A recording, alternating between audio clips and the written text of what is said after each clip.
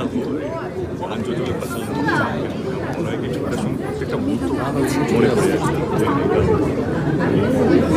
সময় জায়গা। এবং আমি জানি ছবিটা কী লেভেলে ভালো হয়েছে। এই ভালো ছবিটাকে আমরা তৈরি করে যাই হোক না কেন আমরা রিলিজ করতে চলেছি অবশেষে। সেইটা যে কত আনন্দের ব্যাপার, যারা যারা যুক্ত আছে একই কথা বলতে সেটাকে তিনিও একই কথা। এই মোশনটা মানে পরিবার সিনেমা সব থেকে উঠবে যে ধূমকেতু ফাইনালি রিলিজ হতে চলেছে, এটাই আমাদের কাছে সবচেয়ে বড় আনন্দ। প্রথম গানটা তো ভাইরাল ট্রেন্ডিং চলছে, সেখানে কি মনে হচ্ছে সেখানে একটা যুদ্ধ জয় তোমাদের এতদিনে একটা তোমার আমি মুখ দেখে বুঝতেই পারছি যে কি ইমোশন কাজ করছে। তার প্রচুর খেটেছি আমরা সবাই, একটা একটা একটা পরিশ্রম করা একটা জিনিস সেটা আটকে আছে 10 বছর ধরে। কারণ তুমি জানো যে ওটা কীরকম কতটা ভালো, সবাই কীভাবে ইনভলভ ছিল, যারা তাদের কন্ট্রিবিউশন কতটা। কিন্তু এরকম একটা ভালো ছবি 10 বছর ধরে আটকে আছে, আমরা সবাই চেষ্টা করেছি, হয়নি। ফাইনালি রিলিজ হচ্ছে এবং যেটা সবারই ভয় ছিল, আমাকে বলেও ছিল যে 10 বছর আয়ের শুট করার ছবি কেমন দেখতে লাগবে। আমরা সবাই চেঞ্জ হয়েছি, আমরা সবাই একটু ম্যাচিওর হয়েছি, ফিজিক্যাল চেঞ্জ এসছে।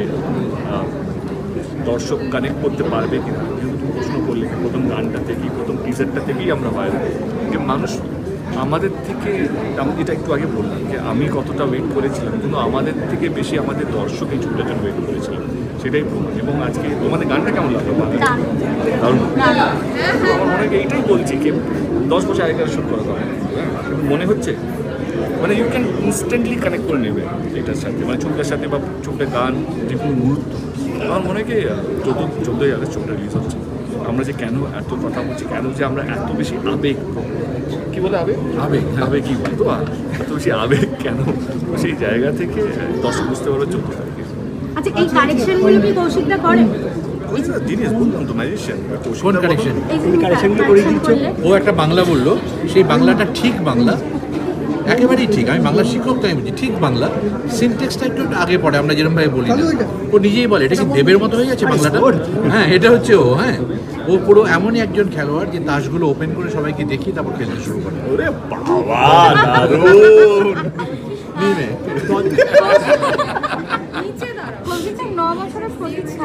এইবার কিছু কি চেঞ্জেস মনে হয়েছে দেবদার মধ্যে তখন যখন শুট করেছিল আর এখন দেবদা পাশে থাকে? এখন ওর কাঁধে অনেক বেশি ভার, তখন অনেক কম ছিল, তখন অভিনেতার ওজন ছিল। এখন একটা ইন্ডাস্ট্রির অনেক গুরুত্বপূর্ণ জায়গায় ও প্রযোজক হিসেবে এবং অভিনেতা হিসেবে। এবং আজকে বাংলা ছবি যে জায়গায় দাঁড়িয়ে হয়েছে, এই বিবর্তনটার মধ্যে প্রযোজক অভিনেতা দেবের অবদান অনেক বেশি। সেটা 10 বছর আগে দেব ওই ওজন তখন ওর পিঠে ছিল না, কাজে অনেকটা পথ পেরিয়ে এসছে। এই ছবি আমাদের পাশাপাশি, পুরো টিমের পাশাপাশি, ওর নিজে কিন্তু না থাকলে পরে এই ছবিটা আজকে আপনাদের কাছে পৌঁছতোই না। 10 বছর আগে দেব শুভশ্রী জুটি ছিল একটা রোমান্টিক জুটি, সেই জায়গা থেকে এরকম একটা গল্পে যখন কাস্ট করা হলো, আপনারটা কীভাবে হলো আর কি মানে শুটিং করতে গিয়ে? এটাও তো খুব রোম্যান্টিক।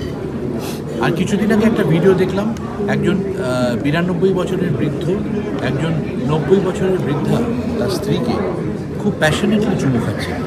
হ্যাঁ, প্রেম কখনো শেষ হয় না, মরে না, অসমাপ্ত থাকলেও মরে না, কোনো অবস্থাতেই মরে না। রুদ্রদা, তোমাকে আর দেবদাকে গানে আমরা একটা মজার জায়গা, মানে মজার ইনসিডেন্ট করতে দেখেছি। তো এই মজাটা কি শুটিংয়ে তো চলেই ছিল, এখনও কি চলছে প্রমোশন চলাকালীন? আমি বলবো যে আমরা এমন একটা মজার অভিজ্ঞতায় রয়েছি। শুটিংয়ে কষ্ট করতে যে এত আনন্দ হয়, এটা আমরা দুজন আমাদের পরিচালকের নির্দেশে যেটা করতে পেরেছি, সেটা 14 তারিখ থেকে উত্তর পাওয়া যাবে। আবার বলছি, এত কষ্ট করলে যে এত আনন্দ পাওয়া যায়, সেটা এই সিনেমাতে আমি দেব দুজনে অনেক বেশি উপলব্ধি করেছি।